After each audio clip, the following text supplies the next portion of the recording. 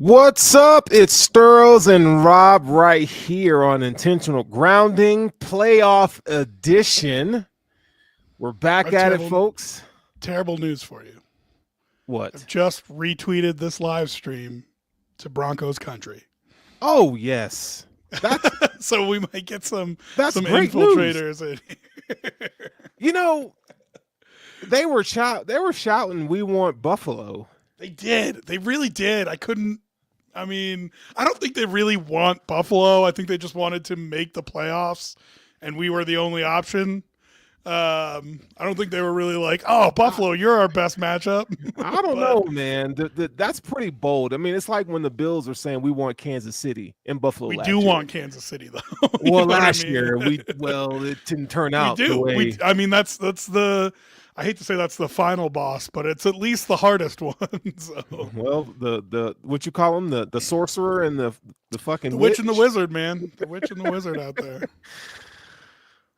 So this is Sorry when to it cut you all off, but I no had to let you know. I had to let you know they were Broncos coming. country. But here's the deal, and they can and please they can come in however they want to come in tonight. But we've been riding with them all season long, just so they know coming in here. We've been a fan of the Broncos. We live here, like. But this week, there's no love lost. I mean, I just want to know how many of these Bronco podcasters bet Broncos plus 8.5. Because that's what I bet for the wins. Not this week. Your face. Oh my god. oh, I was No, like, for bro, their win total. dog. I bet Broncos over 8.5 in August. So, before they go back to their Broncos podcasters and blah, blah, blah, I just want to know how many of them bet Broncos over 8.5 wins. Because I did. Yeah. Yeah, I definitely did not. I mean, they were at 8 wins last year? Is that correct? Yeah. Yeah, 8 wins last year. I bet them on the over last year. I did not place a bet on them this year though. I'm happy for him. I like Bo Nix.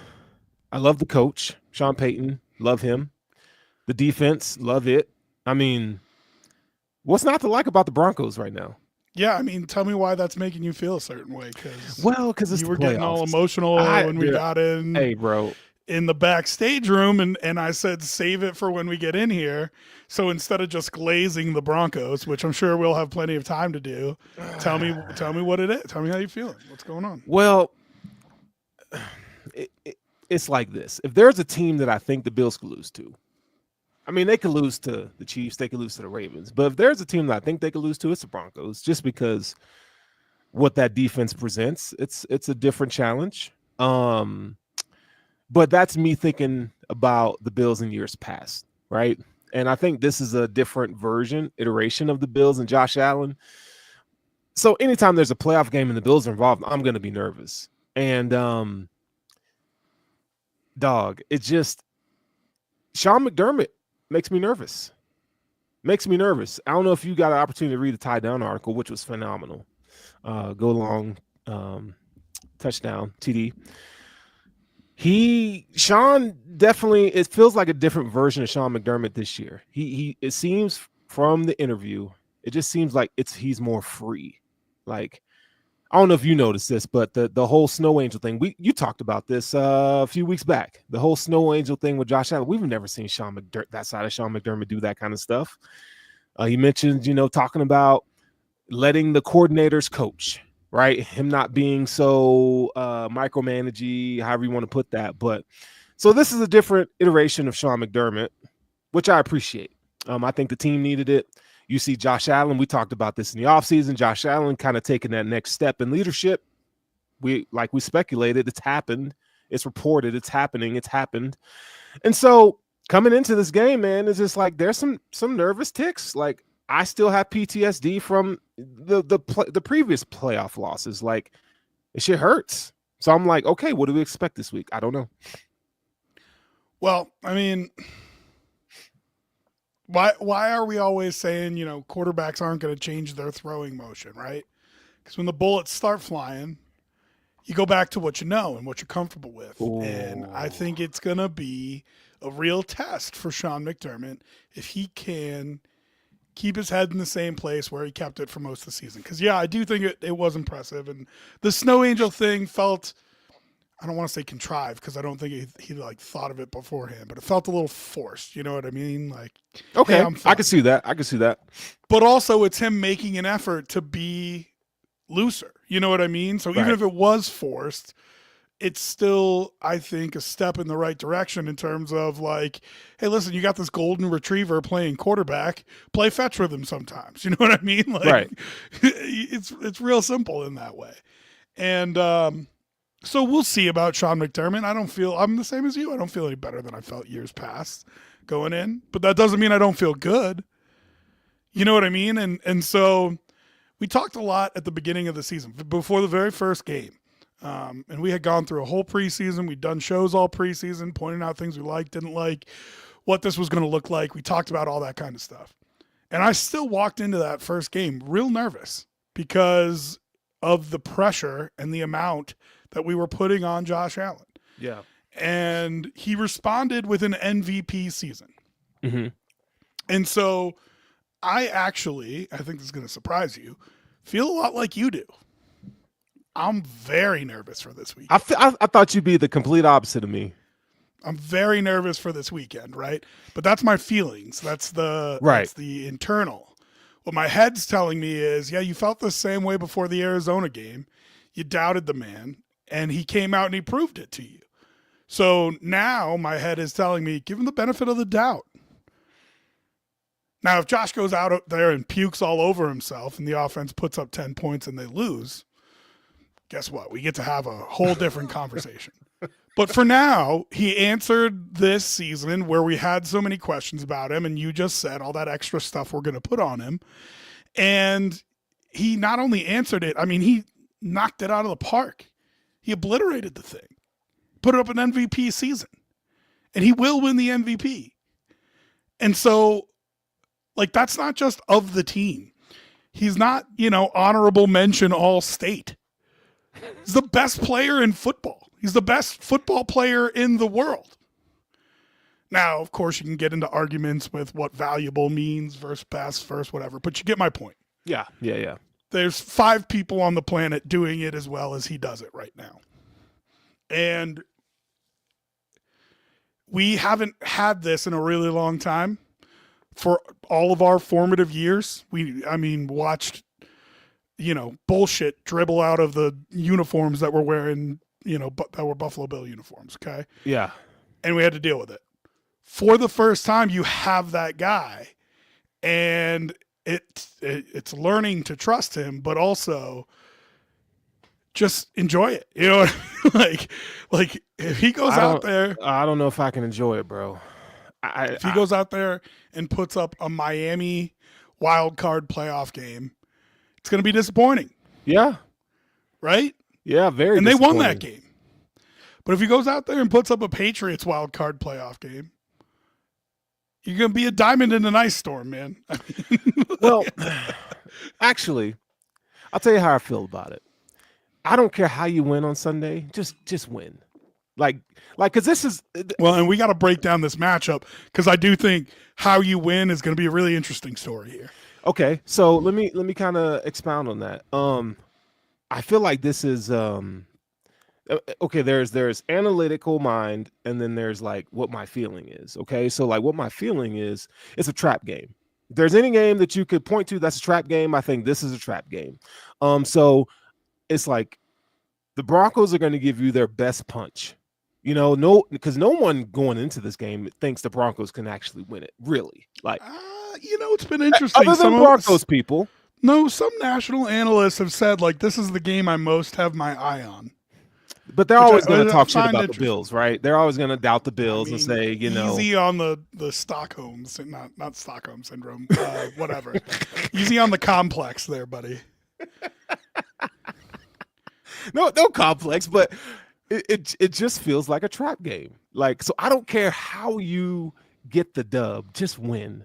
If it's not a Josh Allen day, I almost would prefer that Josh Allen doesn't come out and just light the world on fire. I almost wish that, it's a 3-point, 7-point, 4-point game and they just squeak it out. I'm okay with that because it's like, yes, the playoffs have started, but it almost kind of feels like next week is when, because you're either going to face. No, don't do that. Oh, hold on, and just, the tell you how I'm Bills feeling. won't do it either. The Hold Bills on, won't do it. I know, promise you you. know where the I'm one going with thing that this. annoys the You shit know- about where annoys I'm the going shit with out of you this. about McDermott is there's no way he lets them go through the week thinking. Oh that. yeah, I don't think that. I think the team's mindset is what it is. I think they're going to be grizzled. They're going to be dialed in, ready to go.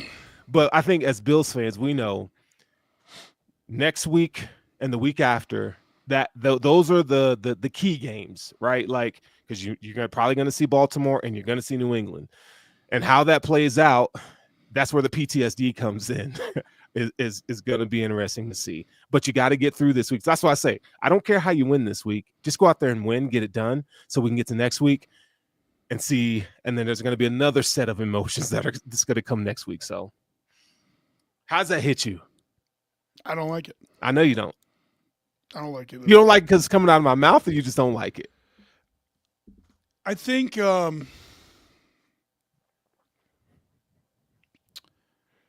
this team goes through phases of being too full of itself and then really locking in on the week to week. Okay. All right. If you look at their record the past couple of years, you'll see it's like, 12 wins and then 10 wins, but they still won the division. And then 13 wins and then 11 wins, but they still won the division. And then 13 wins again this year. I think there's guys on that team that know how fleeting this success is. You don't always get this. And so the minute that you start thinking, oh, the playoffs start next week, the moment's going to pass.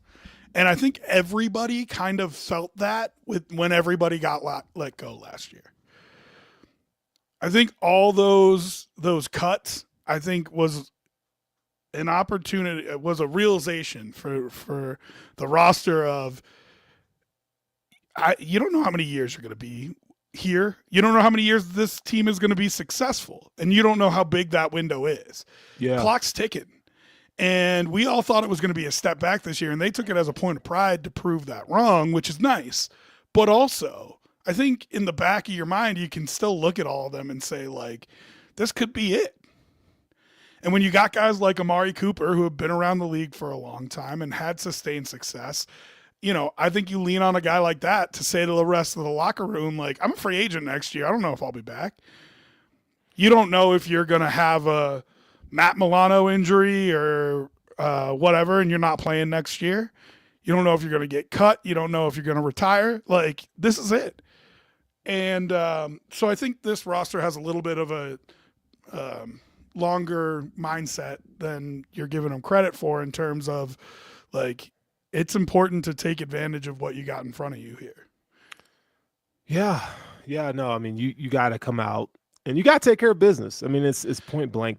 It's simple, right? And to that point, this is why I don't think they played with their food much this year. Right? That's a good point. That's a really good point. I predicted them to go 14-3. They had just lost the 2 games to Baltimore and Houston. I looked right into the camera and I said, they're only going to lose 1 more game this year. Now, if you want to count that last game in week 18, you can. I don't really. I think they went 13-3, right? For all intents and purposes. Yeah. But if you want to say they went 13-4 because that's what they actually went, then fine. But when we went through parts of the schedule, when you were playing the Jets and the Titans, and I'm looking here, the Jets and the Patriots back to back, and so on and so forth, and we said, don't play with your food, just go out and get wins, and they did.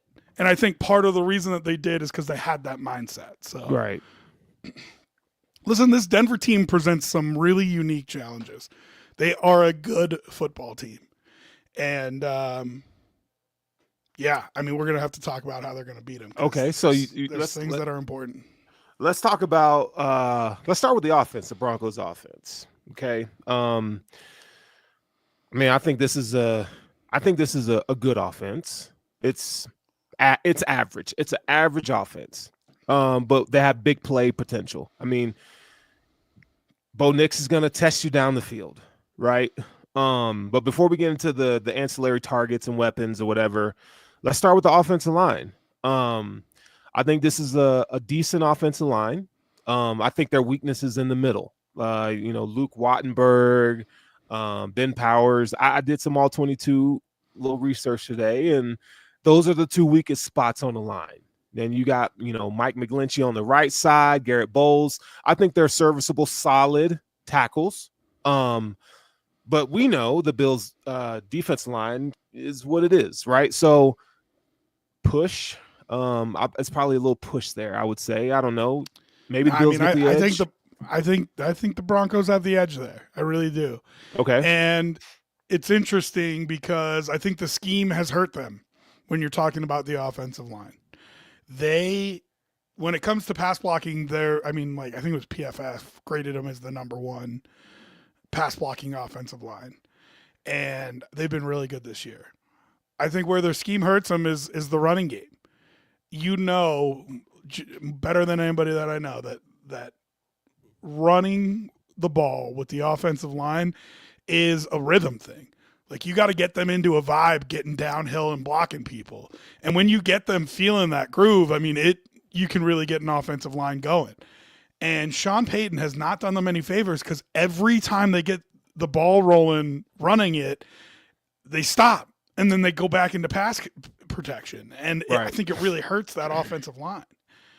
I think Ben Powers is a better run blocker than he is a pass blocker. Absolutely. But that's why you watch the film and you say he's one of the weakest points, right? Because they don't let him do what he's good at. And I'd say the same thing about Garrett Bowles. I think he's a better run blocker than a pass blocker. Quentin Miners, I think overall is a great he's their best lineman for sure. Yeah, I don't think he's any weaknesses. He is a stud. And McGlinchey, I think he's a better run blocker than a pass blocker. So when you're going down the line and you say 3 of my 5 offensive linemen are better run blockers than Pat, well, then why aren't you running the ball? You know what I mean? And it's a scheme problem. It's Sean Payton feeling himself too much. You know what I mean? Yeah, and maybe it's a confidence thing. Leaning in. Maybe it's more leaning into what they have in Bo Nix. They don't have the running back I think that they would desire. I mean, we're talking. Yeah. A head coach who had, what's his name? Not Alvin Kamara, but Ingram?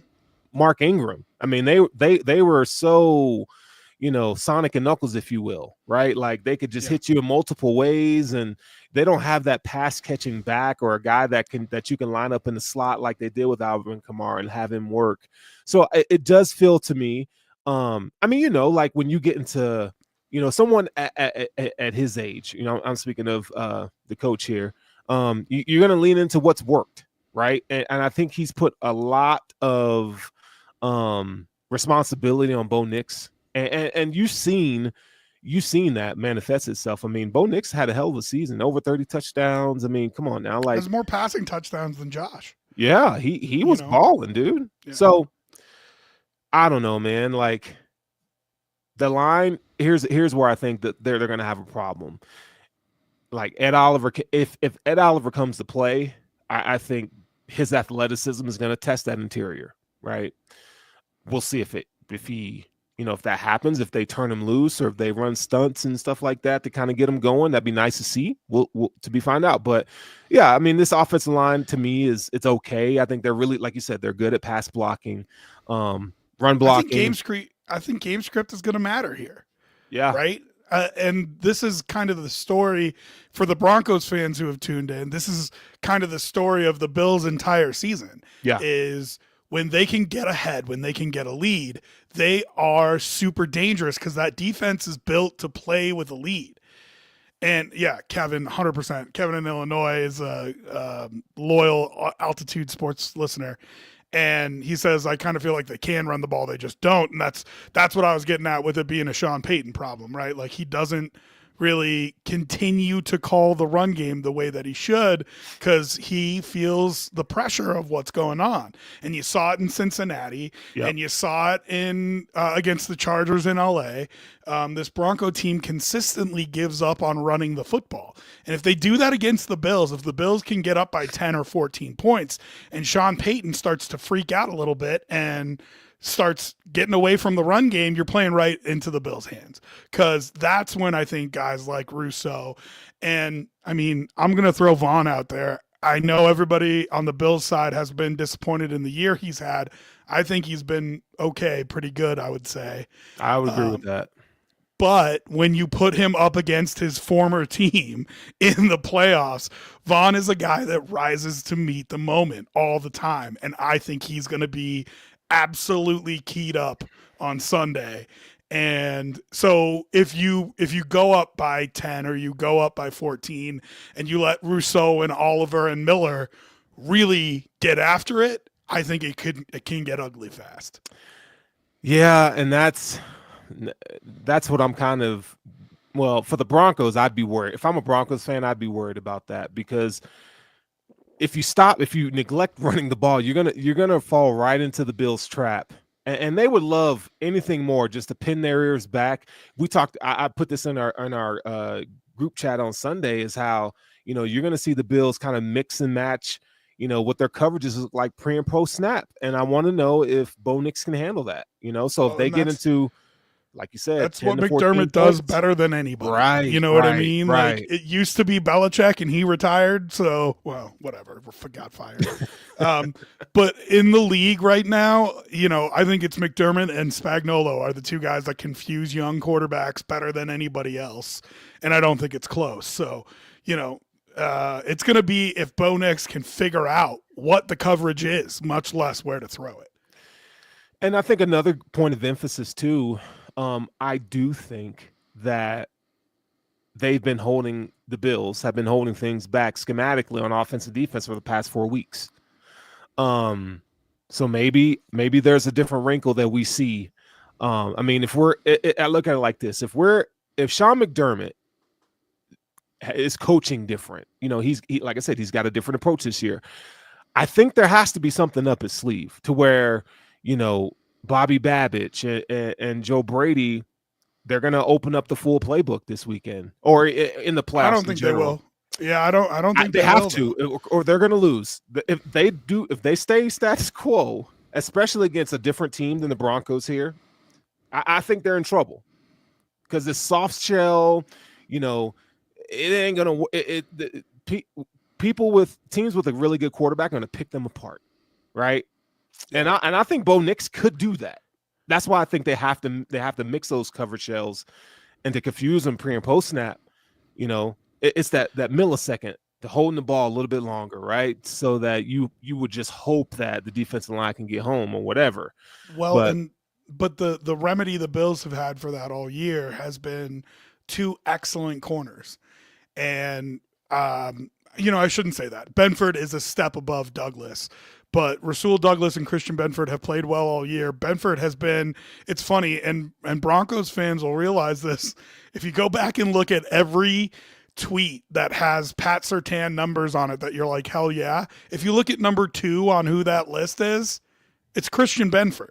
And so, listen, they're not overly athletic. I don't think of them as incredible athletes, but that's not who they're going up against in this game, right? Like Cortland Sutton, he's a size guy, and Devon Vele is a size guy. Mims has some speed, and they might need to lean into Marvin Mims more than they have in weeks past.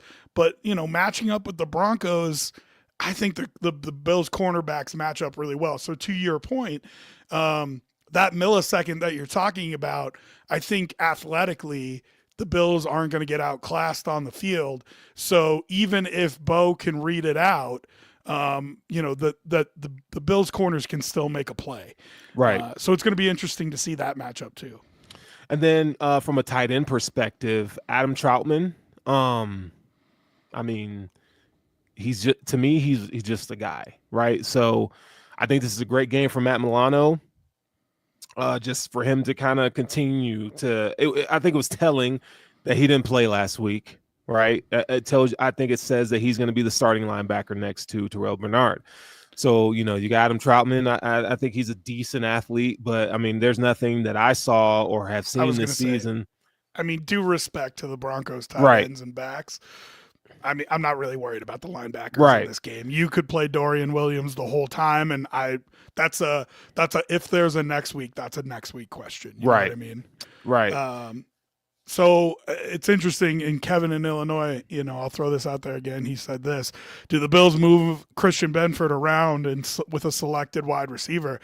If I felt like the Broncos I had a don't think they weapon worthy will. of that, they might, but they generally do not. And Yep. part of the advantage that the Bills have, and I think it'll be an advantage this week, is that they trust their two guys so much and their slot corner Taron Johnson that they can disguise coverages in a lot of ways, and that's what makes them so deadly.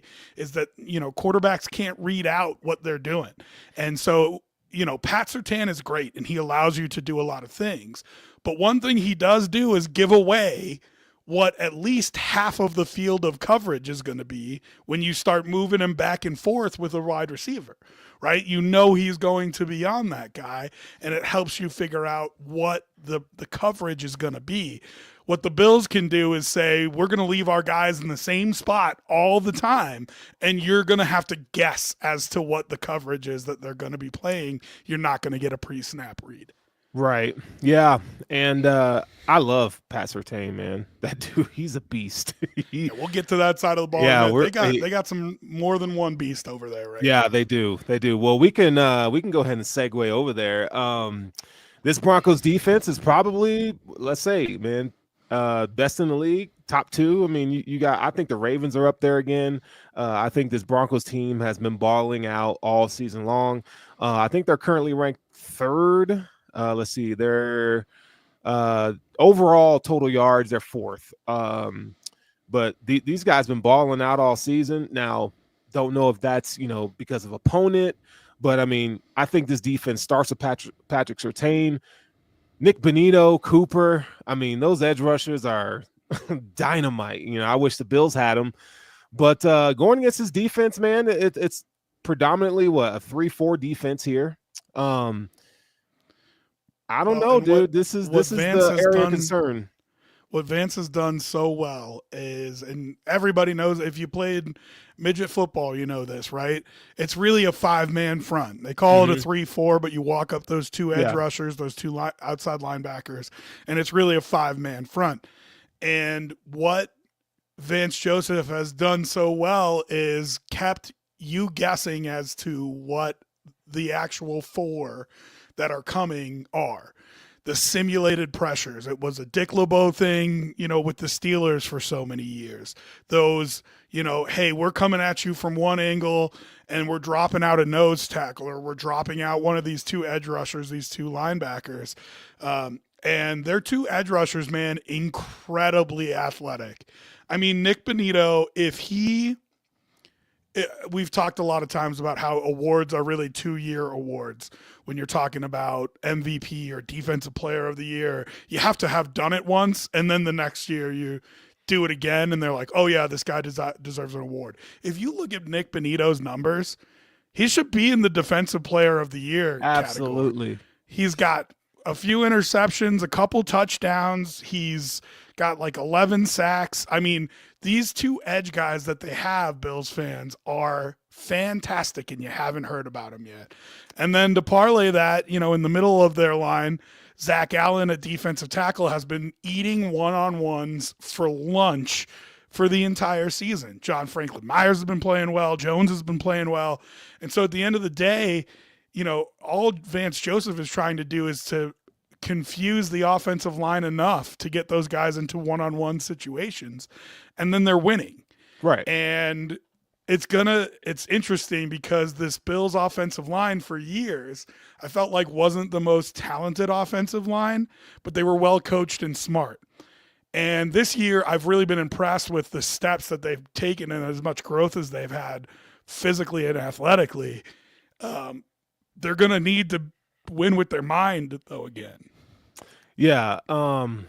Let's circle back to Nick Bonitto real quick. That dude, we talk about how well he rushes the passer and he's bendy, edgy, but man, he's pretty good in coverage too. And I think that's an underrated part of his game. Like, the dude, he can just flat out ball, man. He's a tremendous athlete. I think I was looking at PFF earlier today, and it was saying that he's like the number one coverage linebacker now. It's PFF in terms of that. But when you turn on the tape and you see, okay, it's like, okay, like he can cover too. Like, he's not just a pass rusher, man. This dude he's a Swiss Army knife on the defense. Love his game. And then you got, Jonathan Cooper. Ohio State. I'm not going to get started about Ohio State. I hope they lose in the playoff here, but whatever. He's another quick, bendy pass rusher. So you got two of those guys, and you got three guys in the middle, like we just talked about, that can just eat your lunch. One-on-ones, good night. But again, you're facing a Bills offensive line, in my opinion, if not the best in the league, is top 3 in the league. So this offensive line, I think they're ready for a challenge like this. I mean, I don't think they will have seen a defensive front, a front seven like this all season. I think this is probably the best front seven that they will see in this playoff. So, well, so here's the thing, right? So then, but you got to add all the pieces together, right? And with the Broncos pieces, it leads to them saying we want to play man coverage, right? And we want to mess with the pressures and simulated pressures to have our defensive line be that much more effective. Here's the great equalizer. I know what you're about to say. JA17, right? I mean, he is the one that changes the game. And it's funny because Kevin's the one that replied to my tweet when I tweeted this out about the Broncos defensive line. Yes, they might present a challenge that the Bills offensive line hasn't seen yet this year. They might be the best front seven they've played this year, but you also have to get him to the ground. Yep. And that is not an easy thing to do, right, even if you win. So you might win those one-on-ones, and I said that's only 50% of the battle. The other 50% is actually getting him on the ground. And between his head and his athletic ability, this is going to scare Bronco fans, and I think it should make Bills fans feel better, that nobody attacks the field quite like the Baltimore Ravens. Right. With their run game and the way that they attack the middle of the field with their two really good tight ends. But the Bills are close. And so if you're bringing a lot of pressure on Allen, but the weakest part of your defense is attacking that middle, your middle linebacker, Cody Barton, and the safeties, PJ Locke and what's his name? And they played well, don't get me wrong. But if my choice is Dalton Kincaid and Dawson Knox and Khalil Shakir and a back out of the backfield versus that middle of the field, the Bills, I think, are going to win that matchup. Josh Allen is going to be able to get the ball out of his hand quick. And so then if it begs the question of, do the Broncos change what they're so good at? Because either Allen's going to get a quick answer versus man coverage, or he's going to escape with his legs and kill him. And so then if they switch and play zone, they're going to eat them alive. I mean, so it really, Allen can be the wild card here. Yeah. And looking at this Broncos defense, I mean, the way they use PJ Locke and Brandon Jones, they play them both interchangeably. You see these guys in the box, you see them at free. So, it's hard. A very Hyde Poyer thing that they do with them. Right. Yeah. So sometimes it's kind of hard to get a read on them. But I mean, Brandon Jones obviously is their guy in the back. There's no question about that. But PJ Locke, I think, is a liability. I'm not too. PJ Locke to me has been really interesting because he has shown so much potential at times, and then other times, like you said, he looks like an absolute liability. And in the NFL, that makes you a liability. Right. But if he puts together a good game on Sunday, he also can be real tough in that defensive backfield. Yeah, I mean, it's not like it's a Waldo moment, but if I'm, the Bills offense, I'm looking at that and like PJ Locke, and then we're gonna get to the cornerbacks here in a second, but there's opportunities for plays to be made, and what's funny is that for Broncos fans, if you want to see how Josh handles pressure, go look at the Detroit Lions game, because I feel like the amount of man coverage I think the Broncos want to deploy, and Josh Allen has seen Vance Joseph defense. It's not like this is his first time going up against a Vance Joseph defense. But go look at that game, and you'll see Detroit was not afraid to send pressure on Josh Allen, and I think you have to be careful. Josh is at a different place in his career now, where if you blitz him, he's gonna slice you up, man. And if you get Josh Allen rolling right, and with some of these bigger targets that he has at his disposal, just like we saw in the Detroit Lions game, I think that's where you're going to get exposed. So I'm curious to see what the game plan is for the Broncos defense there. So let's shift to the corners. we talked a little bit about Pat Surtain. He's the best corner in football, no question about that. I do think this is a game. Can we just wait? Can we just real quick on that? Yeah. Take a dump on Sauce Gardner. You remember 2 years ago when it was the two of them are the best corners in football, Sure. and everybody that wore a New York Jets jersey was all offended when people said Surtain was better than him. How about the diverging paths of those two graphs over the last couple of years? I mean, Sauce Gardner, maybe you plug him back on a real good defense and he's motivated again and it looks different, but he hasn't looked like a world beater, whereas Pat Surtain has not for a second taken a step back. And they're two young guys and they'll be good for, the next foreseeable future here. But I think Pat Surtain has completely removed any question as to who the best cornerback in the league is. I think it's him with the absolutely. And you mentioned Sauce Gardner. I feel like Sauce relies more on scheme. I feel like a guy like Pat Surtain, he supersedes your scheme. I mean, he could just do it all. He reminds me of what Jalen Ramsey was early in his career. I mean, you talk about you want to be physical, he could be physical. It's like Christian Benford light, Christian Benford is very much like Pat Surtain in the fact that he's not the athlete that Pat is, but he has some very toolsy things about him. So, but Pat Surtain, I mean, he can just do it all. I love his game. He is the best corner in the league and is not even debatable. Yeah. And I think what hurts him in this game, though, is that the Bills don't really have a number one wide receiver, right? And so, if you are a Broncos fan, you're thinking, well, maybe they can move him around and stuff like that. I think that's a detriment to your defense.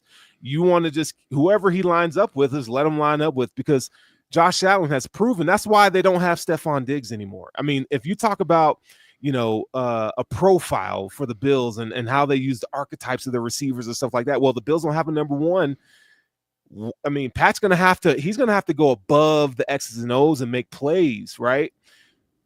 On the other side, Miller Moss. Let's talk about Miller Moss a little bit. And I think he's the weakest link. Riley. Lost. I'm thinking Riley. Miller Moss, the quarterback from USC. I apologize because I've been doing draft work. But Miller Moss is going back to school. He's not entering the draft, but whatever. Riley Moss, University of Iowa, another white cornerback. I liked his game coming out of college. I wish the Bills would have drafted him. I think he'd be great in a zone defense like the Bills deploy.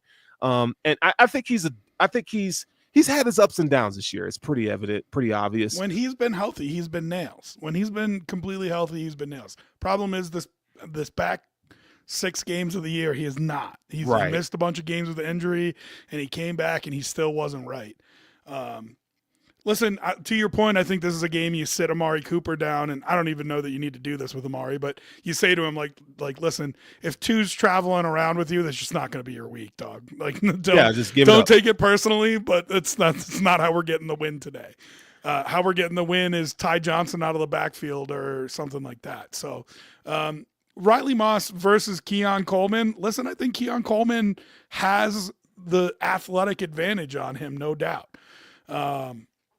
It's just Keon has – I feel like Keon has gotten frustrated, and not in like a diva sense, but with himself. Yeah. When he's not able to uncover. And that's not him. He's not a separation guy. But I feel like he beats himself up a little bit when he's not wide open and getting balls thrown his way.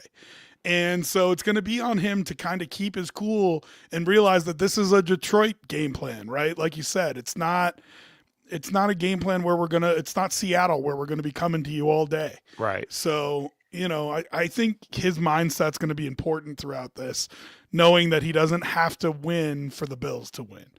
Yeah, and I think, to the Riley Moss point, I think Riley is gritty enough to where he's going to contest, those high point balls, right? He's going to get in your face. Like, I do appreciate that about him. He's fearless. So Keon, I mean, we've seen the inconsistency, like with the hands and stuff like that. I think sometimes at the top of the stem, I think he could be a lot better. But again, we're talking about a guy who's not the focal point of the offense. Right. He's not even the focal point of the offense. We're talking about the fourth target in the offense, right? Yeah. But I do want you to take some shots at Riley Moss deep to Keon Coleman just to lengthen out that defense a little bit. You know what I mean? Yeah. Because I think that's your best chance at a deep shot. I don't think you're going to get deep on PS2. So, you got to take a couple shots over the top with Coleman on Moss and just let them go fight it out in the air, like you said, gritty versus gritty kind of thing. Yeah, I'm looking at if I'm Joe Brady, I'm looking at bunch sets, trips. I'm looking at trips a lot, and what I'm doing. You haven't even mentioned who I think is going to be the most important part of the game. Who that? Jaquan McMillan. Slot corner. Yes, McMillan. Listen, I think there's a good chance that if things start going bad, you see Pat Surtain slide down into the middle on Khalil Shakir. And that is not something I don't think I've ever seen him do.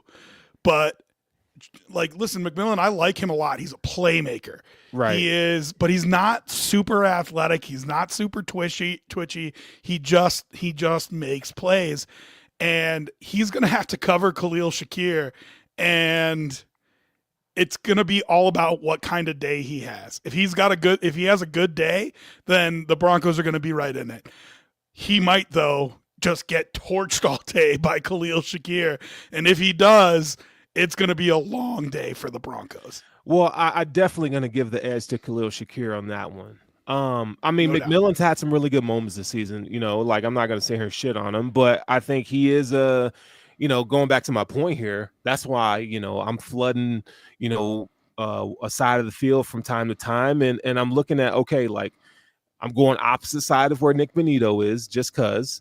And I'm going to put these Barton and Sternad in conflict. I'm going to put them in a lot of conflict because that's why I'm liking this game to the Detroit Lions game where, okay, so who's going to cover James Cook? Who's going to cover our third string running back? I can't even think of his name. Ty Johnson. Thank you for that. I think those are going to present some different challenges for you.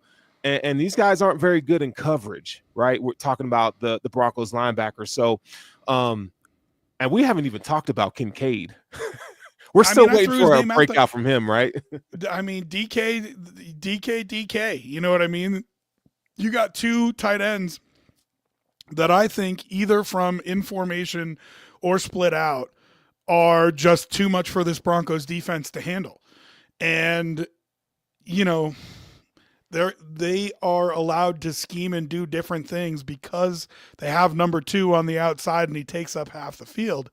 But it's going to be hard to scheme a way to cover all of these other guys when you have lesser athletes at each one of the positions.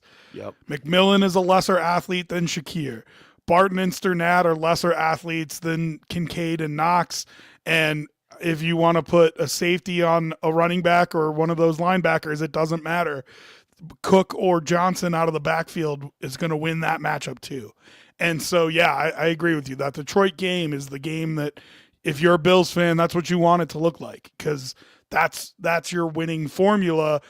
And because of that, and that's what I was saying earlier is because it's those throws to backs and tight ends and the slot receivers, even if they win their one-on-ones on the defensive line and they beat your offensive lineman, Josh Allen should have quick answers to throw to in that man coverage, just like he did in the Detroit game. So it'll be interesting. Yeah, it'll be. And Broncos fans, we're not saying that you guys absolutely have no chance, no shot. But I do think this is going to be a different challenge for you guys just because, like the Patriots were early, back in the day, they didn't have a go-to guy. Like they had multiple guys on any given week that could slice you and dice you. And I think that's what this Bills teams have. And we're not even talking about Josh Allen utilizing his legs on third down. I think that's going to be, playoff Josh Allen comes to fold. And, we can go over the splits and what he's done in the playoffs. I mean, it's been pretty impressive. There's not in my opinion, there's not a quarterback in the league that plays better in the postseason than Josh Allen. And statistically, I can back that up. I think it's going to be a major test for the Broncos defense. When you look at these games, number 1 defense coming against a high-powered, high-octane offense in these games, I think there's going to be some high leverage battles. I definitely will give the edge to the Bills offense in that regard. Well, and listen, I hate to be too cliche, but this game is going to get back to a lot of the things that you talk about when you talk about what can make the difference in football games. Turnover margin, right? Are the Bills going to confuse Bo Nix and get him to turn the ball over? And conversely, is Josh Allen going to continue to play like he's played all year, where he really takes care of the football? Bills have the best turnover margin in football, and it's not close. I mean, they are incredible when it comes to turnover margin. And so, if that continues the way it has all year, Broncos, you're not going to win this game. But can you get a turnover and can you take care of the ball? And then the other thing is, and we mentioned this at the top, game script. Don't get too far behind. Like, you really do need to play this dog like an underdog, play this game like an underdog if you're a Bronco, because you need to make sure that you're not getting down by 2 touchdowns early. Otherwise, the Bills are going to kill you in that middle 8 and then just ride it out. Yeah, I agree. I think that's going to be huge, man. I think James Cook can have a game this week. Maybe, just to keep the defense honest. I'm not expecting Josh Allen to come and throw the ball 40 times, but I think, a running game would be, especially, in down and distance when it's, 2nd and 8 and 1st and 10. Like, what can the Bills do to kind of shorten the game that way? Maybe get, James Cook going, or use your passing game more to supplement your run game, right? So that's quick, short dump outs to the linebackers. To the running backs, and make those Broncos linebackers, come and tackle, out athlete them. I think the Bills can out athlete some of those linebackers for the Broncos. So, and don't forget the huge size advantage that the Bills offensive line normally has. I mean, Deion Dawkins is an animal of a human being, and he looks like a dwarf compared to the rest of that offensive line. They are huge. They are literally gigantic. Yeah. Spencer Brown is, I think, 6'9" or something. 6'8" or something 6'8", like that. Right? Like, they are massive human beings. So, listen, I don't think Benito and Cooper especially, they're not like small guys. But what do you do against good pass rushers? You run right at them. You run right at them with 6 offensive linemen like the Bills have been prone to do. So when you say Cook could have a big day, that's what I'm thinking. I'm thinking early in the game, you let these big, huge offensive linemen get downhill and really kind of take it over. Yeah, I think Cook could have a big day too. But it's all about, what the game plan looks like. Like you said, they might come out and make it look like Detroit. And in that Detroit game, they could have run all over Detroit if they wanted to, but they didn't. They came out, they threw the ball to the backs, and they still cooked them. So, it'll be interesting to see what they do. All right, so here's the question. The Broncos win if? Because I was thinking about that. Like, I don't think there's a singular answer to that. It's going to have to be a symphony of things that work for them to win. I think if their pass rush is excellent and it gets home, I think they can turn the game over with that pass rush. But if they do, they still have to score points. Yeah. And there's been more than one time that I've watched that, and it's not a shot at Bo Nix, and it's not a shot at Sean Payton. Most offenses don't put up 30 points a game, but there's been times that offense has gone silent. And so even if that pass rush is getting home and they're winning and that offense goes silent and they put up 16 points, Josh Allen could make that up on 2 drives. Yeah, that's fact. You know what I mean? Mm-hmm. So that's what I mean when I say, like, it's going to have to be a symphony of things that work for the Broncos to win. I think part of it, is going to be that defensive line winning. But I kind of think how Bo Nix responds to this game is a bigger factor. Yeah, Bo Nix, I'm not going to say issues, right? Because I think that's not completely fair to a rookie. But I do think, one of the things we talked about with Josh Allen early in his career, I think when Bo Nix decides, it's the decision-making to go deep. Like, I feel like they do it too much, and you don't. It's a high risk, high reward play, and I just feel like, man, sometimes, Bo, take the easy layups. It's one thing that we talked about Josh. I mean, for years. I mean, we really didn't. Josh didn't really start doing this till 2 years ago, taking the easy layups. And I want to see Bo Nix lean into that more. And I get, Cortland Sutton is fun to throw the ball to down the field like that. That's great. You have Marvin Mims Jr. who can, make big plays from time to time. But you need to see this offense stay in rhythm. Right, stay ahead of the down, and I think that's something that he's going to have to learn to do. That's why Sean calls so many screens, right? Like he puts them in a situation a lot of time where he has to take that, and I think it's a little bit of a detriment to him because I think he does that instead of running the ball. So listen, there have been times this year that Bo's air yards per play are like less than 3, and it's like, ooh. But it's because they're all called, and then every time he gets a chance, he launches it down the field, which is to your point, Searles. And so it's got to be a mixture, I think. Listen, if you're playing this Bills defense, I'd tell you got to take a couple shots over the top. Yeah. Because it adjusts how they play coverage. But they also can't just be shots to take shots, right? And I think that's the point that you're getting at is – too many times it feels like he's just throwing it a shot to take a shot. And then and here's what gets me about Bo. There's no middle of the field, not middle of the field, middle depth that he throws the ball to consistently. Right. Like it's either a deep shot or it's a 3-yard screen. And if he really wants to beat this Bills defense, I think he's got to attack that middle, because if you do that, really you're attacking our safeties a little bit, and that's probably the weakest part of our defensive backfield. So, and speaking to the fact that they kind of just stray away from the run. I mean, Bo Nix, I think 9 of 18 weeks he's had over 40 pass attempts, and we're talking about a rookie. Okay, over 40 pass attempts. That's a lot. And then, you look at those other 9 games. So I'm like, okay, let me look into these numbers a little bit. And he's, the other 9 games is like 35, 36 attempts is what it averages out. And that's just too much, man. Yeah. You got to have a running I think the best, security blanket for a rookie quarterback is a freaking run game.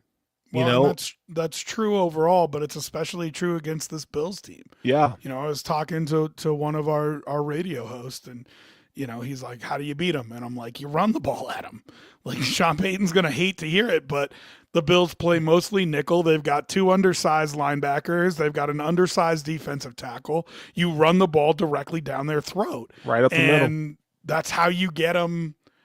And then when you get into the red zone, that might change a little bit, and that's where the Broncos have struggled, and the Bills have made teams struggle in the red zone, cashing in for touchdowns.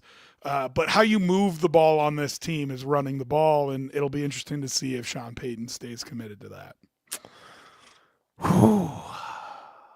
Yeah, it's going to be interesting. Let's want to talk about the Bills now on the Bills side. Go ahead. Defense. Go ahead. Defensive line. Like, I don't have any issues with the corners. I think I'm good with safety. Like, I think Cole Bishop's going to play. Rapp is going to be fine. Did you hear what McDermott said this week? What did he say? Damar Hamlin's the starter? No, he did not. Yeah. Damar Hamlin's the starter. That's how we're going into this game. Okay, I'm fine with that, because Damar, he's going to be in the right place. He's going to keep it in front of him. Like, if you want to go deep to Sutton or whatever, I think you'll be fine. He's not gonna be a guy that's going to come away with an interception where he just makes a play on the ball. I think it has to be tipped or so forth, but he's going to be in the place where he needs to be. I'd much rather have Cole Bishop just for the athletic profile, and he's more versatile defender in the box at free, or however you want to interchange those guys, but whatever. Just don't let Hamlin lose. I've heard a couple people say he's their best box safety. Do you think that's true? No. God, no. Nope. And I can. You don't think? I mean, we can get offline here, and I can show you some all 22 of Cole Bishop. Cole Bishop. Dog, I like Cole Bishop. No, I mean Cole box. Bishop. Oh, Cole Bishop. No, okay, they're you best Damar in Hamlin. the box safety. Yeah. No. When I said he, I meant Cole Bishop. Oh, my bad. Yeah, no. Cole Bishop's that guy. He is that guy. And you see some really nice stuff from him on tape, where you're like, damn, like, And he's So not you Jordan think he's their Poyer. best box safety? Absolutely, without a question. I mean, Better than Rapp. Rapp gets in there. I was going to say Taylor No, Rapp gets in there. Rapp's in there, but I feel like even early in his career, I feel like Bishop is more controlled than Rapp. Okay. You know what I mean? But yeah, Bishop's In terms there. of the recklessness. The recklessness. I think he's a better tackler right now than Taylor Rapp is, and I think Rapp's a good tackler, but I think Cole Bishop's better. But hey, you know, watch it for yourself. I'm sure some people out there probably disagree with me, but no, I've heard that said a lot recently, and I find that an interesting take. He's improved a lot. And you know what, though? It's like being a second-round pick. We talked about this in the offseason where this is the Cole Bishop that they drafted that you wanted to see. Like, we didn't see that in Houston, and I think Houston kind of just messed up a lot of people's minds in terms of what we thought Cole Bishop is. But what he's done in the last few weeks, you're like, yeah, that's the guy that the Bills drafted in the second round out of University of Utah.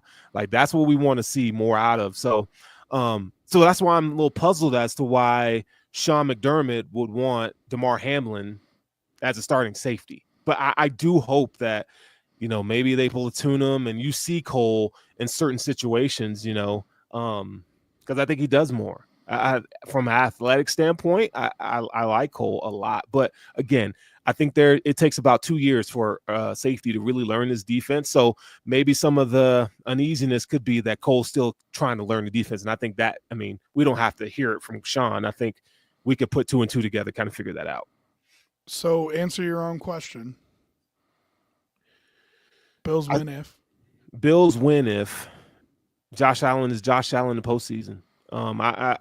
We've kind of discussed that, not that the Bills don't need a defense, don't get me wrong, but I think in order for the Bills to get where they want to go in the playoffs, Josh Allen has to be spectacular. He has to be spectacular each and every week for the next, you know, duration of the playoffs. And there can't be an off day because you cannot rely on the defense to have your back.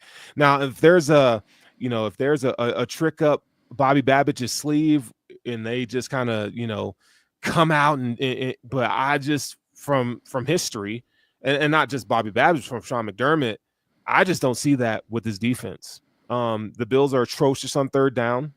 We lack a pass rush, and they live and die on turning the ball over, and which is great. I think that, you know, if you want to get a couple turnovers every game from here on out, that's great, but it's not sustainable. Now they've done it all season long, but I just don't. I think you need to be a little bit more stout in early downs. I mean, there's some of that soft zone coverage that they play, especially on third downs when you're, you know, first and second. Now say you second and 15, right? And you got these guys, you know, the offense on third downs getting first downs, or, you know, I mean, just big chunks of plays. You cannot have that. We'll see. Maybe Matt Milano helps out with that. Maybe Terrell Bernard. I'm hoping there's another level, right? He kind of hit one 2 weeks ago. We didn't get a chance to talk about it, but Milano's game versus the Jets was his best real game. Nice. Best game. And so, you know, you knew they wanted him to get a couple games under his belt before the playoffs, and it looks like maybe it worked, right? Like maybe he is feeling himself again. I think him not playing versus the Patriots the second time round was telling, because it says, you know, it's going to be him and Bernard. But he looked good finally versus the Jets a couple weeks ago. You ready for this? Okay, let's hear it. Because everything that you said is what scares me. It really does. It's what scared me at the beginning of the season. Yeah. And it's not that I don't love the guy, and it's not that I don't trust the guy, but you're asking him to be perfect. And we're talking about Josh Allen. You're asking him to be perfect. Like you said, he cannot have an off day. And that's a lot to ask of a player in the NFL, to say to him, you can't have an off day. You've got to be on every week. Is he capable of it? Yeah, but it's going to be – that's tough. That's tough to ask somebody. So here's my answer to you. Okay. I can guarantee the Bills can win without this, but I can guarantee the Bills win if Josh Allen's completion percentage is over 70%. Because that means that he's taking the short throws, He's taking the easy stuff. He's taking the checkdowns. And he's letting people like Khalil Shakir and James Cook and Ty Johnson win with the ball in their hands, one-on-one versus man coverage. And we talked about that a lot at the beginning of the year. Mm-hmm. Take the easy stuff, and it was what made him so deadly. And then he got away from it, and they lost 2 games in a row. And when he got away from it, he was big play hunting. Yep. He felt like he had to do everything, felt like he had to extend plays, go for the deep shot, so on and so forth, and they lost 2 games because of it. As long as he doesn't get in this mindset of, oh, we're in the playoffs now and I need to be Superman, then I think the Bills have a good chance to win this game. And the best way I can phrase that is if his completion percentage is over 70%, I think the Bills win. Yeah. Hell, I'd even go 67%. I think letting his playmakers make plays. We talked about some splits with Bo Nix, and Josh Allen has only had 4 games, I think, come to mind where he had over 40 attempts. So you're talking a very balanced offense, what you see with the Bills. So yeah, I agree with that. 70% that means he's dealing, right?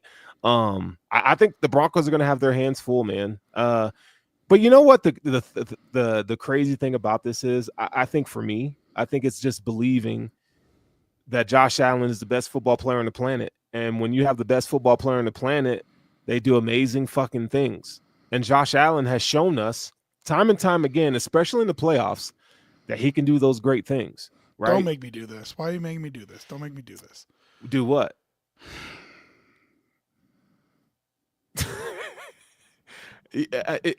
Is there something that I'm saying that's not true? I had the best basketball player on the planet on my team last year. He won a trophy for it. Hey, now. And they did not hang a banner alongside of it.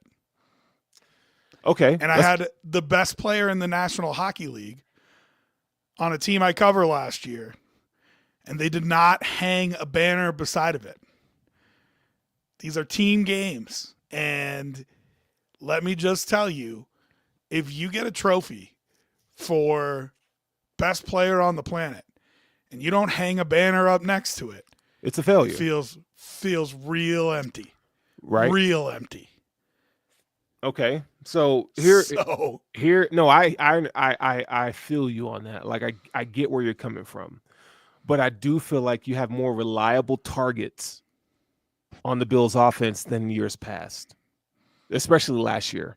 More reliable. They've shown to be more reliable. Like Mac, we talked. You talked about this, but we talked about how many injuries away were you from Trent Sherfield, right? Yeah. Where he played in the divisional round against the Chiefs and had 2 fucking blunders that were just absolutely unacceptable. So I'm thinking, okay, like you take out, you take him out and you insert Mac Hollins. Like Mac Hollins is coming down with that ball. You know what I'm saying? Like Keon Coleman, not so reliable, but he has the capability of making a big play, right? Yeah. And then you have Khalil Shakir, who I think is sure-handed. Dawson Knox and Dalton Kincaid are sure-handed as well.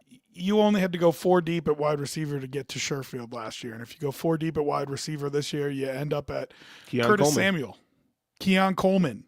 Right. Even Mac Hollins is below that, right? So, I agree with you that I think the options are better on the outside. The options are the same at tight end technically, but I think another year Weiser makes a difference there. And I think your options are better at running back. Like we started to see Ty Johnson come into his own last year, but he really didn't get the chances and the opportunities that he's getting this year. Mm-hmm. I think you've got a 3-headed monster at running back that all 3 are super impressive. And if you needed to rely on any one of them, you could. And so, you were going to Trent Sherfield last year as maybe your 4th option or 5th option. And, to get to that person this year, even if he's on the field, right? Like even if Mac Hollins is on the field, he's not going to be who they throw the ball to. Right. He's the 9th option when it comes to who they throw the ball to. And so, I think they've done a good job of multiplying their weapons in a way that makes them a real contender. But that's why I say the 70% completion percentage. It's about getting the ball in those guys' hands, taking the easy completion, no matter who it's to, and he's done a good job of that this year. So we'll see. Yeah, we'll see what happens, man. But I'm excited. Go ahead. You want? No, you're not. You're nervous as fuck. Don't act like you're excited. I'm excited. I could be nervous and excited. Do you want to talk about two quick things before we get out of here that are not about this playoff game? Let's do it. All right. So first, I want your take on what the real story was of the game last week, which is New England falling from the number 1 overall pick to the number 4 overall pick with a win. It's interesting because I kind of think they would have ended up in a similar spot, but they would have ended up there because they traded back, not because they fell to 4. So I think whoever they get is going to be a similar talent to who they were going to get anyway, but they don't get all the extra stuff that comes along with it. I'm interested to know your take on if they would have stayed at the top and who they would have taken. And now that they're 4 picks down, I mean, with how well you know the draft, obviously they're probably looking at offensive linemen, but they need weapons too, and they need another corner opposite Christian Gonzalez, so the Travis Hunter name comes up. Who do you think they end up with at the 4th pick, and how much did they cost themselves? I don't think they cost themselves. I think they cost themselves peace of mind, if anything, right? Because now, winning that game on Sunday means, okay, you're at the whim of what everybody else does ahead of you, those 3 teams. And I still think Travis Hunter has to be the play here. They need to do everything they can to get Travis Hunter. Whether you with how bad that offensive line is, with how bad that look, they got so much money in free agency, they can go buy an offensive line. They can, right? So which I think that's something they should prioritize anyways. You need to dump all that money you have. And I'm not saying defense, schmefense, okay? But you have a couple pieces over there that you can work with. Barmore, Gonzalez, those are good pieces, right? You hope Barmore's healthy. Yeah, you hope your boy Peppers is over there still. Yep. Mapu, or whatever the hell his name is. I think he was solid for them this season. So it's not like their defense is just ass. But I do think, though, if you can lean in and get Travis Hunter at number 4, I think that's where you should go. And you can decide. I think, Travis even said, like, if you draft me, I'm playing both sides of the ball. So I just want y'all to know, like, this is where I'm headed. Vrabel's going to go for that because it's going to be Vrabel. It's going to be Vrabel. I think if he's smart, I think he lets him figure it out. And if I think you walk that until it doesn't, right? If it fucks up and he's injured, okay, Travis, we need to have a conversation, bro. Like I understand what you're trying to do, but it ain't gonna work. I need you to pick a side. Well, I'm gonna pick a side for you. But I think you at least take it out for a walk to see. But we're talking about a kid who's 175 pounds soaking wet. Yeah, that's the big thing about it, right? This is the NFL, and it's not like we talked about this in college. He doesn't have to practice because he's the best athlete on the field. But at the NFL, he did. He practiced a lot, but sparingly. Like there was a lot of management in terms of his body and preparing to get where he.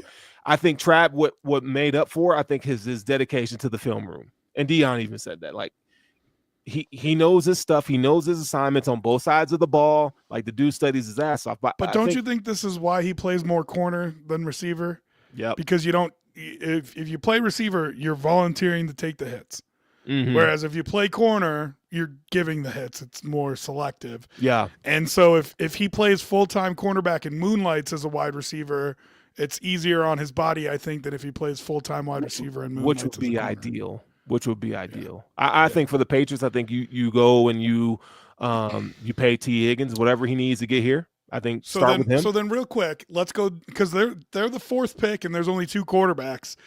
And yes, there's quarterback needy teams above them, but who's the 3rd of the 4 that goes before Travis Hunter so he's available at that 4th? I think you have to pay attention to the Jaguars and Mason Graham. I think he is the best defensive lineman in the draft. The Jaguars they need to go D-line. I think Travis is 4, Shedeur is 1. I've even seen Cam Ward as number 2 to the Browns. Yeah, I mean, I think probably Travis or not Travis,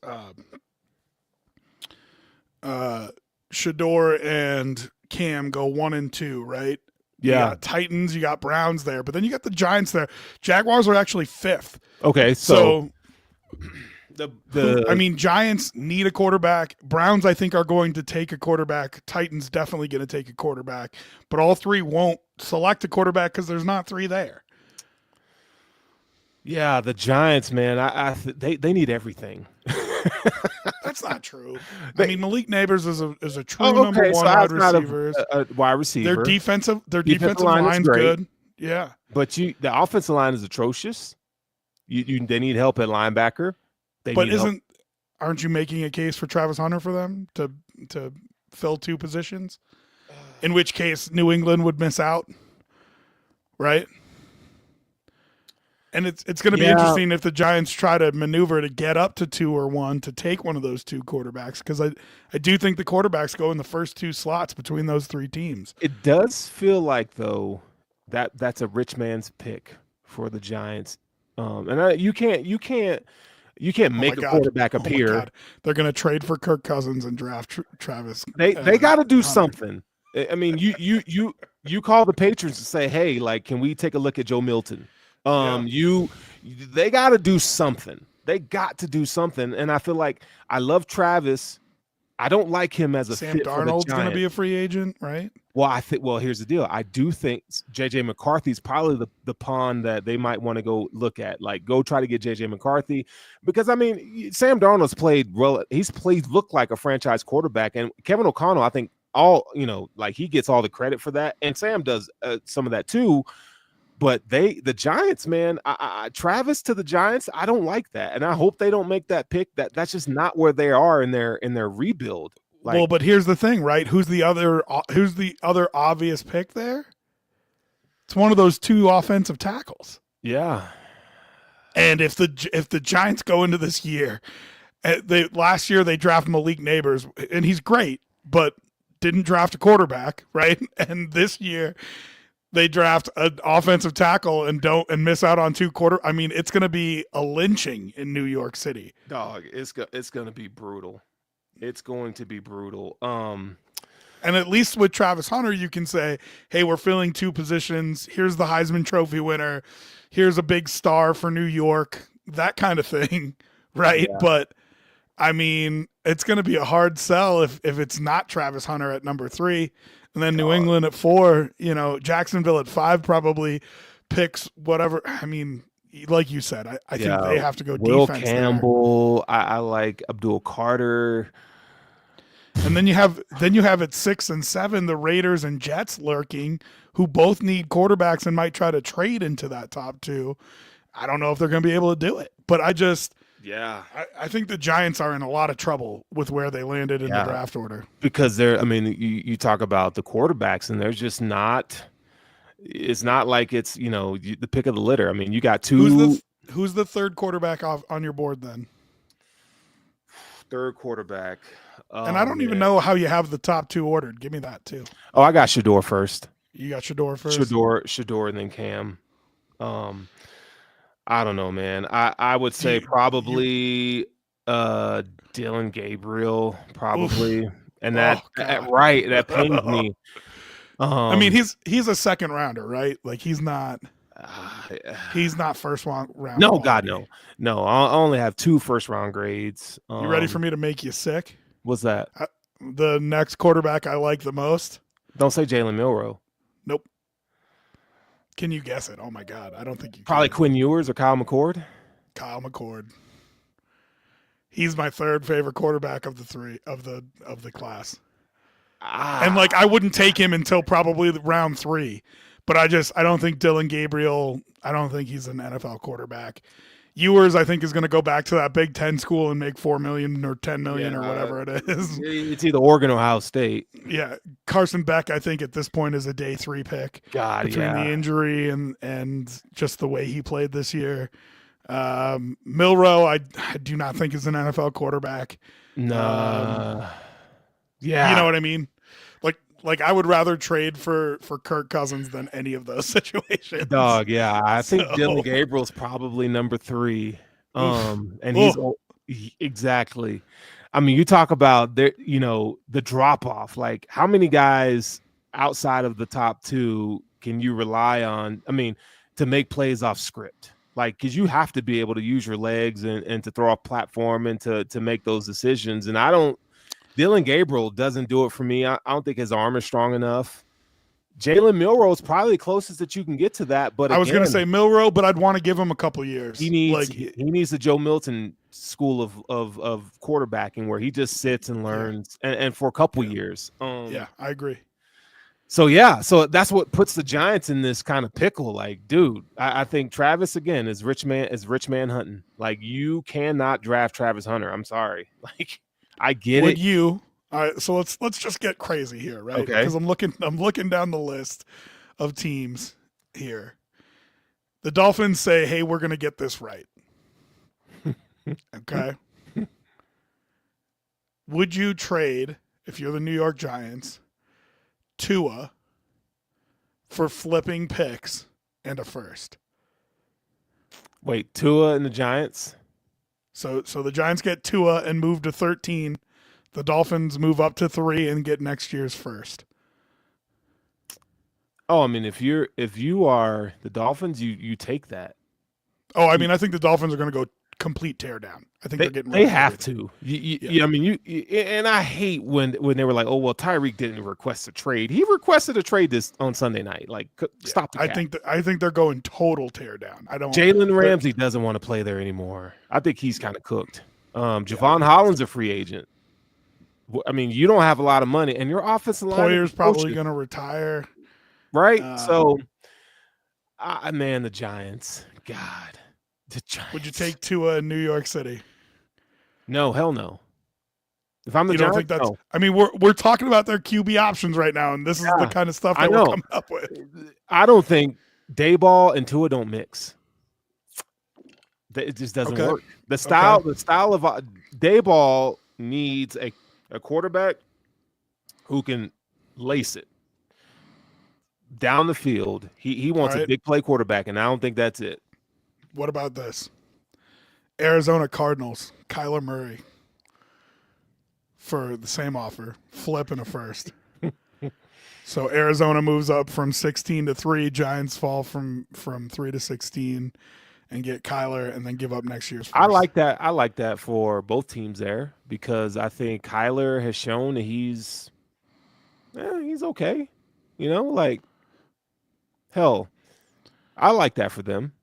I think Kyler and Dayball, well, I don't.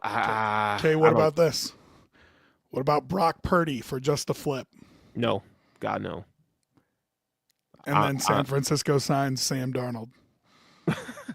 The Vikings aren't giving up Sam Darnold. Hey man, we're just throwing. I know. I'm just saying. I just see it happening, man. And Purdy is along the same lines as Tua, and it doesn't work for Brian Daboll. I just don't think that's a quarterback that he's really interested in. I mean, I'm sitting here talking like I know Brian Daboll, but I'm just saying.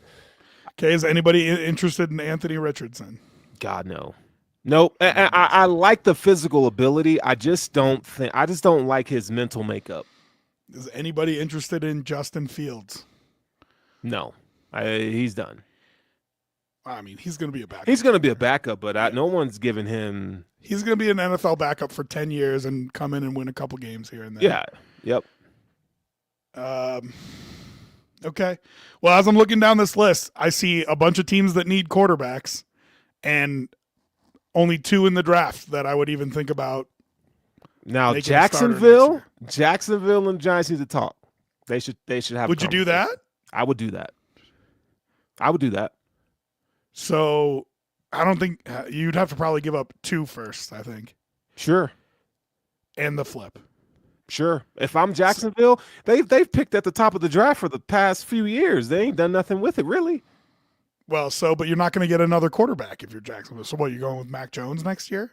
Shit. I mean, look, man, I think there's a lot of work. You give the Giants Trevor Lawrence, and you get the number 3, and then you get two other first round picks? I'll take it because guess what? The following year is going to be better than this year, I think, probably.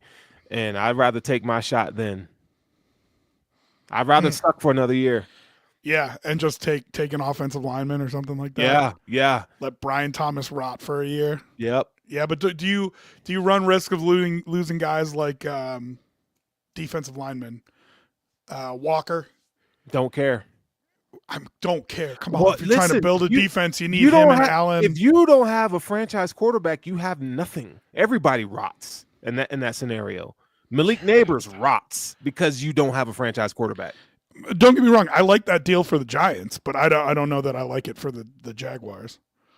Yeah, you sweeten it. I mean, they could sweeten the deal a little bit. That's a lot. A flip and 2 firsts for Trevor Lawrence, who already has a huge contract. Get on the phone. I think Brian Daboll could fix Trevor Lawrence. I do too. That's a spot I like him landing. I'm not disagreeing with that at all. You know where I like him landing even more? San Francisco and Seattle. Be great. Well, yeah. Yes, but that's not. I'm looking at the top of the draft right here. You know where I like him landing even more? Cleveland Browns. Oh, God, no. Yeah, let Kevin Stefanski fix him. Let Cleveland drop down to 5. Jaguars move up to 2. They can draft Cam Ward. Now you're cooking. I just don't see. I just don't. That's a deal. Trevor just doesn't feel Clevelandy. He's too pretty for Cleveland. It's like, dog. Like he gonna have to use Head and Shoulders in Cleveland. Like he can't be using a hairdresser and the fancy shampoo and Jack. I don't. They're not gonna give a shit what he looks like. I know, but he's too pretty for Cleveland. If he kicks that guy out of there, if he kicks that dude out of the starting quarterback spot, they're not gonna care what he looks like. Bro is too pretty for Cleveland. I just don't see it happening. Yeah, I don't really believe in Brian Callahan, so I don't want him going to Tennessee. I don't think Callahan can fix him. God, did you hear about what they said about Ken Dorsey? Yeah, today? Yeah, that was crazy. Wow, yeah, the Bills absolutely cooked him. Apparently, yeah, and they hired him anyway. GM was like, "Yeah, that's on the coach." Whew.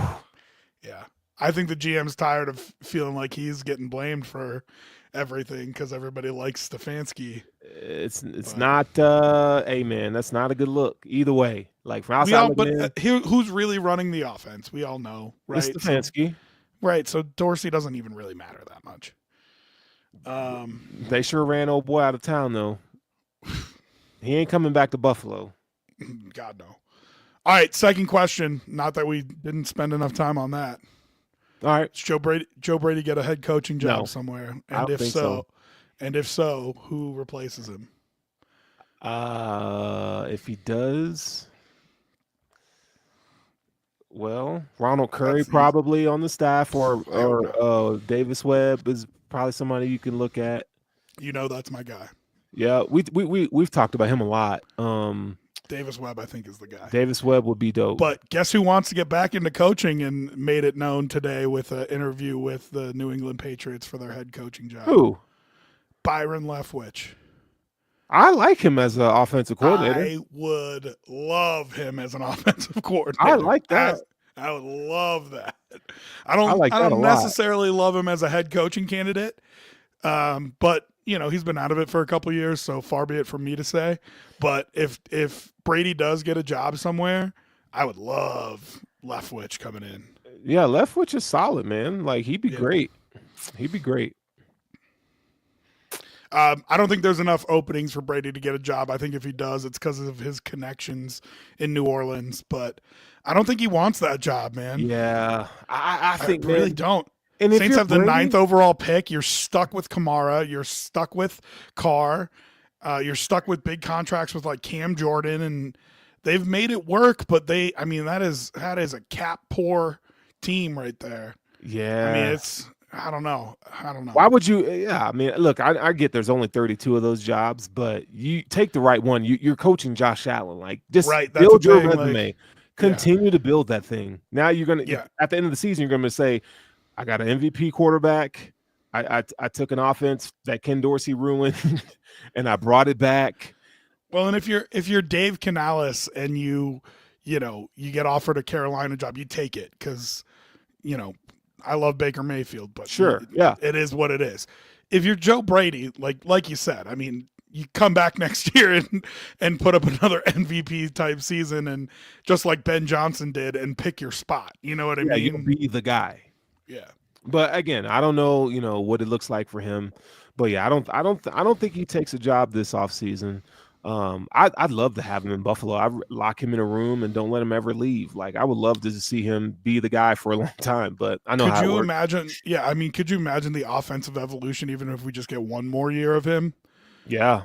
Him and Josh trusting each other, knowing the offense, knowing what each other likes, knowing what their strengths and weaknesses are. I mean, another offseason. I think that offense in year 2 would be just player acquisition. Like, you can add some more pieces to wide receiver, and you get me. It'd be great. It'd be great. Yeah, I think it'd be unbelievable. That's rich man's thinking, though.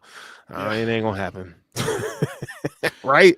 Can you imagine he's gonna leave and be the head coach of the Vegas Raiders, and we're just gonna be like, "Oh, what are you doing? What are you doing?" That's bad. Oh man. Yeah. There's another spot you don't want to end up. Raiders picking 6th with Aiden O'Connell and Gardner Minshew at quarterback. Yeah, that'd be rough. Very rough. It's tough. But I told you, I think this is the year of quarterback trades. I think you're gonna see some big moves, man, because I just don't think it's there in the draft. Kirk Cousins gonna get traded. JJ McCarthy, like you said, might get traded. I think Trevor Lawrence might get traded. I think this is going to be the year of quarterback trades. So we'll see. It needs to be. I mean, I think there's some guys that could really help some franchises, and I think that movement is good. It's good for the league. It's good for these players. So we'll see. We'll see what happens, man. But I'm really excited about the offseason. I mean, I want to ride this playoffs through and see kind of what happens. But the offseason is where it's at, man. No shit. Oh, we want to watch the playoffs? That's crazy. Do we know? We can hide and just not watch it. Man, if you hid and came out and saw that there was a trophy, you would hate yourself forever. You would not forgive yourself forever. No, and I would just be fake the whole time and just pretend that I, was there the whole time, and it'd be nice knowing that the Bills had Super Bowl, though.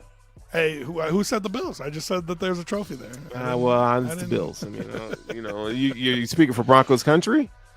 No, I didn't say. I just said that if you hide and there's a trophy there. Hey, man. An hour on the playoff game with an in-depth breakdown and a half hour on some off-season bullshit. That's a nice split there. It's a nice little day we had there. Yeah, it's fun. I feel after I talk to you and we kind of hash through this stuff, I always feel better. And I hope you guys at home feel better too. Am I your wubby? Go ahead. Yeah, for sure.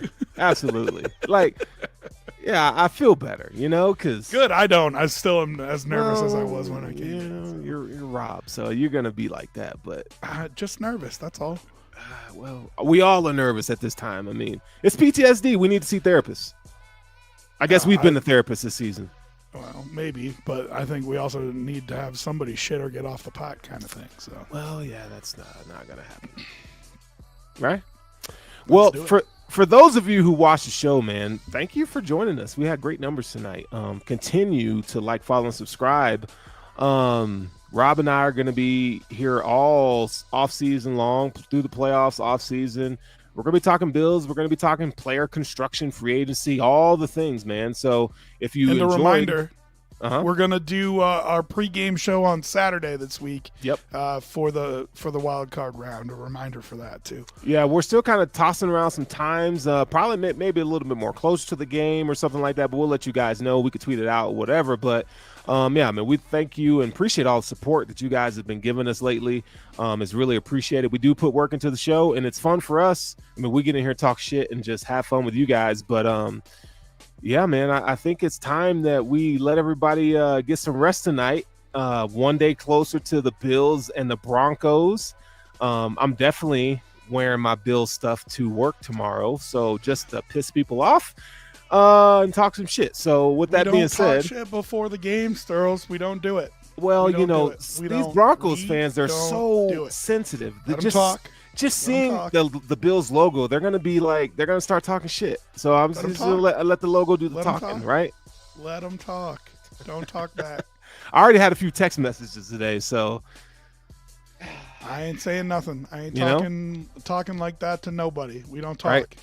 We let our play do the we just talking. play. We got the best quarterback on the planet, so I like to think that this season we'll take it. Stop throwing qualifiers on there. Oh, You know how I end God. this, though? I will say, I won't talk shit, but I will say, go Bills. Go Bills. We out of here.